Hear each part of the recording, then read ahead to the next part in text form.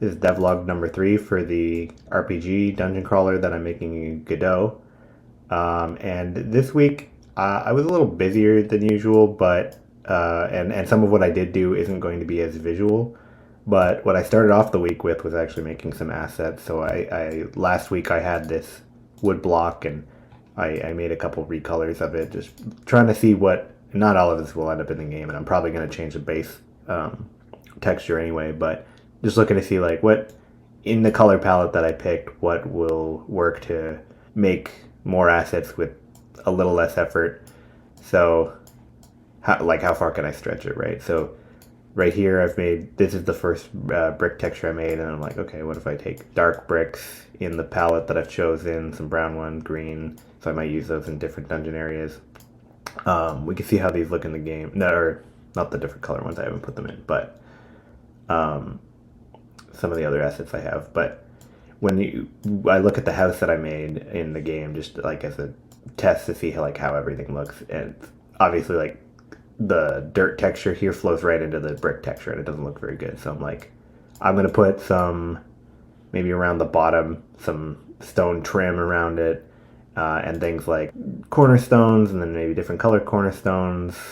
I need to make like beams and supports and stuff to sort of adorn buildings and the interiors. And so these are textures, and I can make grid maps out of blocks, but I'm going to kind of pretty it up so that it looks more natural. Right now it won't look natural, but you got the dirt tile, and I'm like, okay, I'll stretch it down to have these hills. I mean, it's not going to be straight like this. I'm still going to play with the curvature, but I just kind of have this little workspace I was making different things in. Then I had originally had stairs set up just where the step should be, and then I'm going to model the different stairs off of that. So right now I've got the basic one, and then you're going to have the outer corners and inner corners, and then I can make whatever shape of stairs that I need. I think the darker beams I'm going to change and make it a little less sort of pop, like more fade in the background, so that the steps themselves stand out. I wanted to change up the door. None of this is final. Like the UVs you can see don't really line up, but I was just playing around with making them, and I wanted to replace in-game just to get the general look, to see like what would things look like, and what kind of assets do I need to make things look a little more natural. And then I also have a torch here that I didn't texture. I don't really like the shape of it. I just started. But I really just did it quick and sloppy to put a light on the top of it in the engine to see, like, play with lighting effects. But that's it for assets. And if we look back in the game, we can see that I've replaced the door and the stairs. Originally I had just like a bright blue and pink untextured door and like untextured, unshaped stairs. But I wanted to do a quick asset pass to replace anything that looked really lazy like that. Now, none of this is final. It's not even quite good. If you look at the UVs on the door, they're not lined up, because I still did this sloppy. They're not final either. But I wanted to see what it would look like if I went down this road, like the general look of the game, like where is it heading, and sort of to make this look like a house. You can see that the walls and the floors don't flow into each other very well. If you just have, textured blocks basically.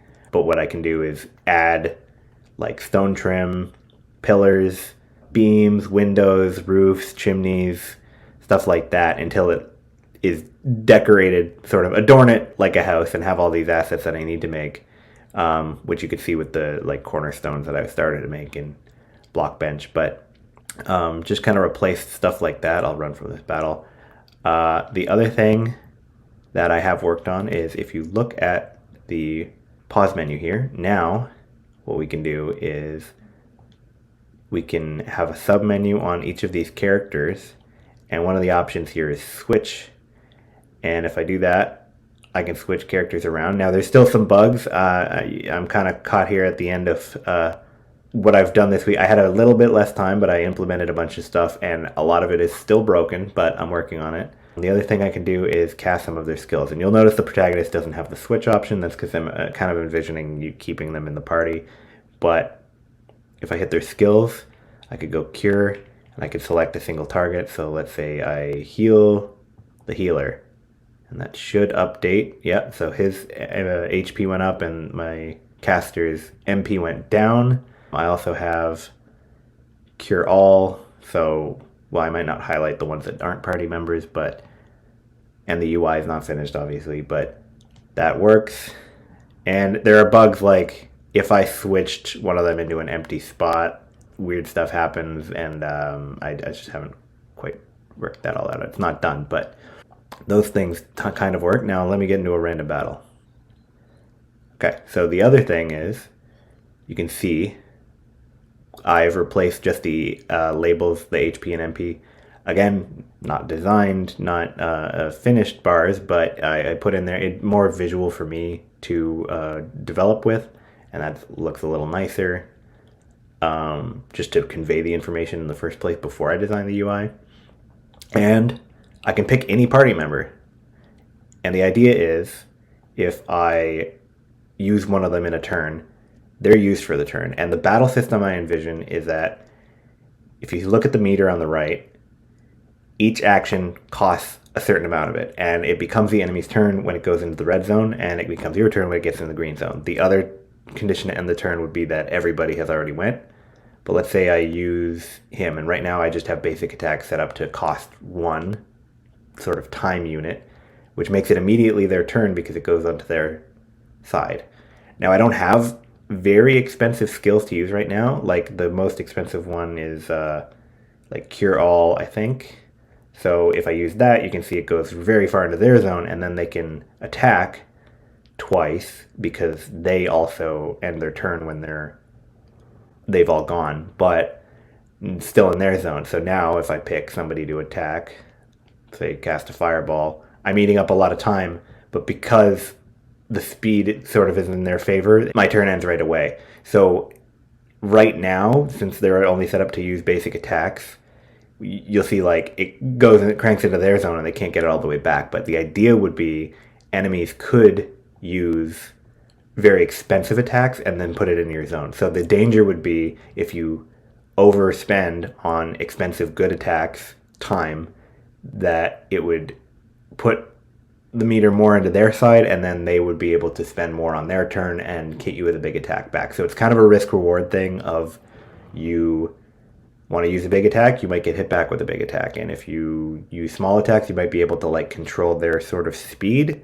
which is sort of how I'm imagining speed being conveyed in terms of like how fast certain characters are, is they might be able to do things for less time cost, or be able to get some time back. And that's this very basic implementation of the system right now, just because the enemies, they only do their normal attack right now. I have them coded in with having skills, which we can see. Let's see, I got bat. Oh, did I assign any? No, I didn't assign any skills to the bat. So that's the other thing. This you don't see the skills menu if they don't have any skills. But the recruitment works. They do have skills. If it was a demon, you would see they have fireball. But you wouldn't see it here because it's not a field skill. You're not going to cast fireball in the field. You would cast like curing spells. But they have their skills. They're just not coded to use them in battle yet. If they did, they would be eating up some of that time. And then you would have a longer turn. And then maybe you would use that to cast a stronger skill, like, you know, reviving a party member, but it would cost you time. It's kind of how I envision it playing out. The cool thing I think about it is I can do a lot of things with that, where I could have, for example, I can put that meter in this menu and have certain spells that you cast in the field cost more time. So maybe casting spells in the field, like you can normally heal outside of battle, but maybe it's more of like a ritual casting that costs you a lot of time. And then when you get into the next battle, you start off with the enemies having an advantage. Or maybe if you max it out, you're instantly ambushed or something like that. I haven't worked out quite all the details, but I think it's a pretty good system to, as a basis, to have some sort of risk and reward to the flow of the turns, because originally I had it in, you know, just to set it up as like a basic RPG.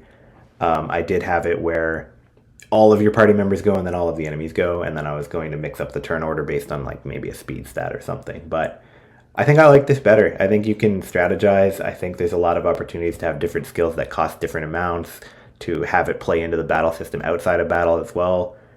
And I'm kind of excited for the future of this game and where it's going.